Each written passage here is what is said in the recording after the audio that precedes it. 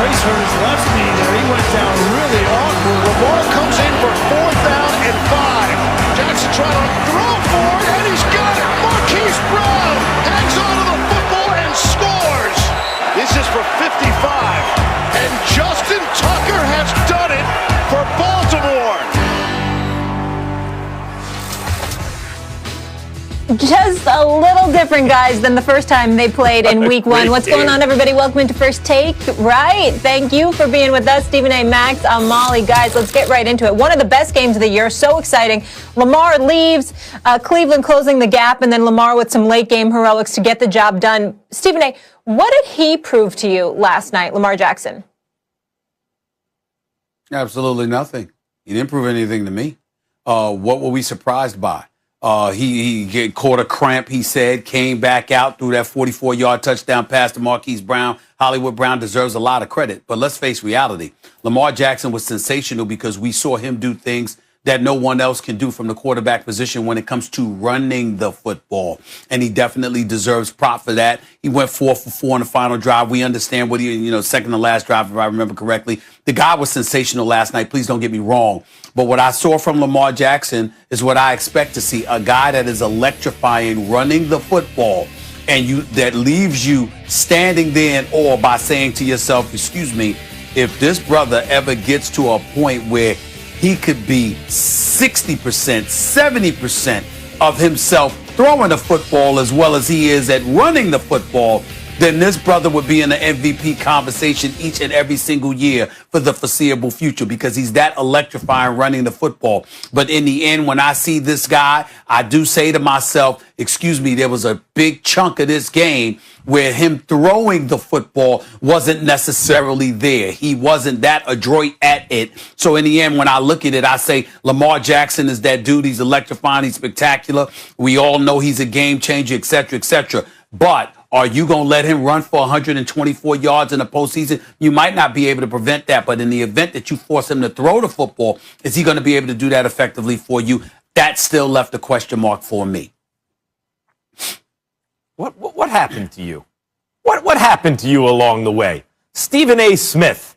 I remember when you were a tabloid writer. Tabloid just refers to the size of the print in the paper. Everyone who grew up in our era read the tabloids for sports.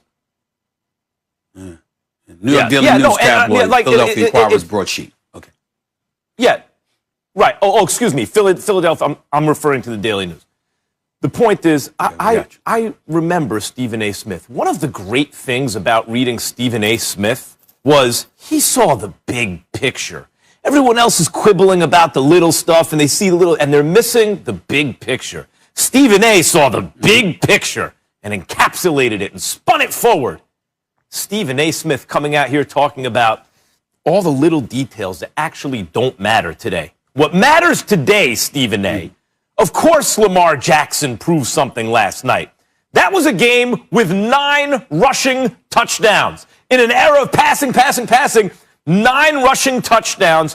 When Lamar comes back into the game, misses the fourth quarter, gets the ball on 4th down. The first time he touches the ball, it's 4th down, and completes a 44-yard pass. Escapes pressure, rolls out, uses his legs, keeps his eyes down the field, and throws a 44-yard strike for a touchdown to give the Ravens the lead.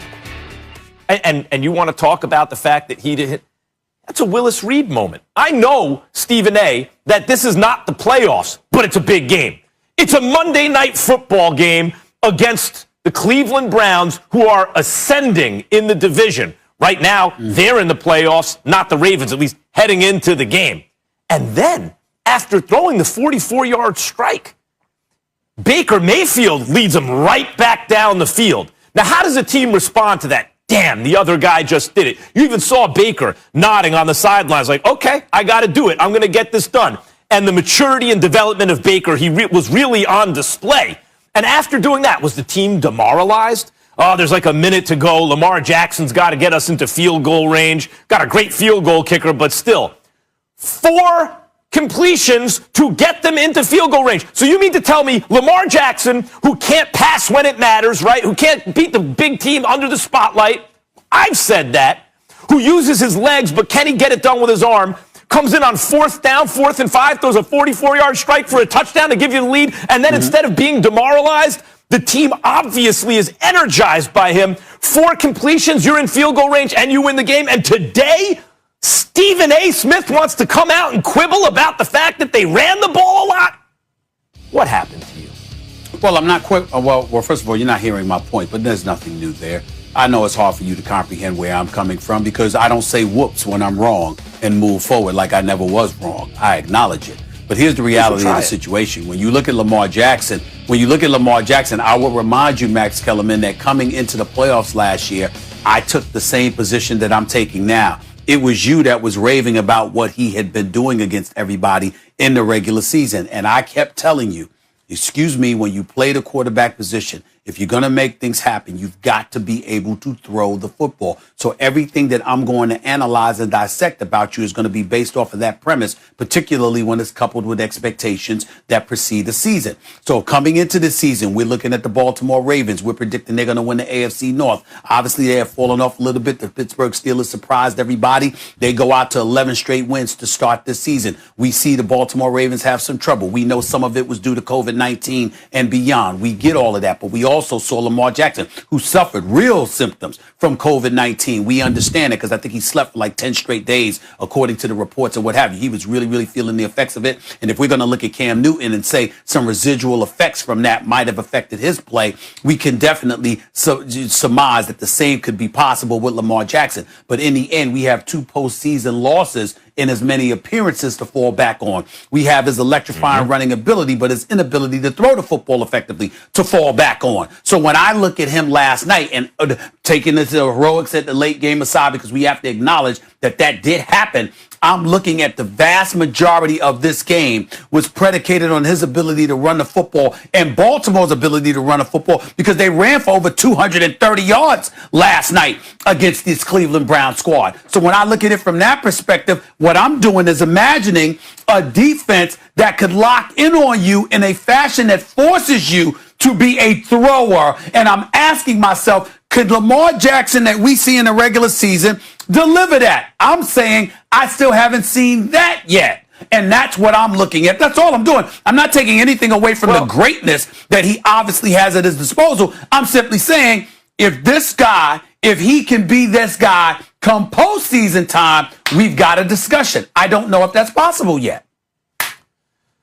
Well, that's fair, Stephen A. I'll just say this. The question for, Lamar Jackson can't prove that he can win in the playoffs during the regular season. It's not a playoff game. What can he do? But a Monday Night Football game, when you're in the 8th slot and only 7 teams are getting there, in a team you're chasing in your own division who you beat the hell out of week 1, but has come up in the world as you've fallen, coming off of COVID, as you've mentioned, better than Pittsburgh. With the game on the line, coming in with cramps, 4th quarter, 4th down, and doing what he did because he touched, those 5 completions, right? Like the touchdown pass and then the 4 to get him in field goal range. To me, what did he prove? He proved he can get it done with his arm with the chips on the line. Was it the entire game? No. Both teams ran it into the end zone a bunch of times. But with the whole question with Lamar, if you really want to boil it down, with the chips on the line, can he get it done passing the football? And the answer last night was yes. Spotlight on him, pressure on him. He did it. I'm not trying to condemn the brother on a day like today after the performance that he had last night. But if we really want to dissect what we saw last night in terms of that play, that 44-yard connection to Hollywood Brown, can we at least acknowledge that, first of all, it wasn't like it was some dime down the sideline to like Manningham in the Super Bowl or something like that.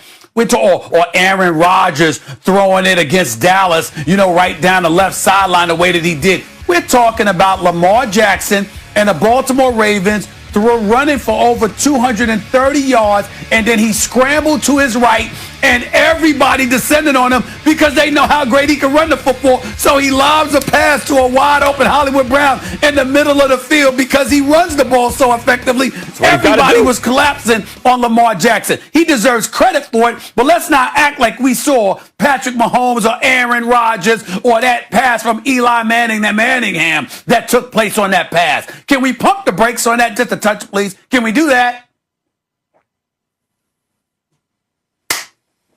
All right, guys. Let's leave it there.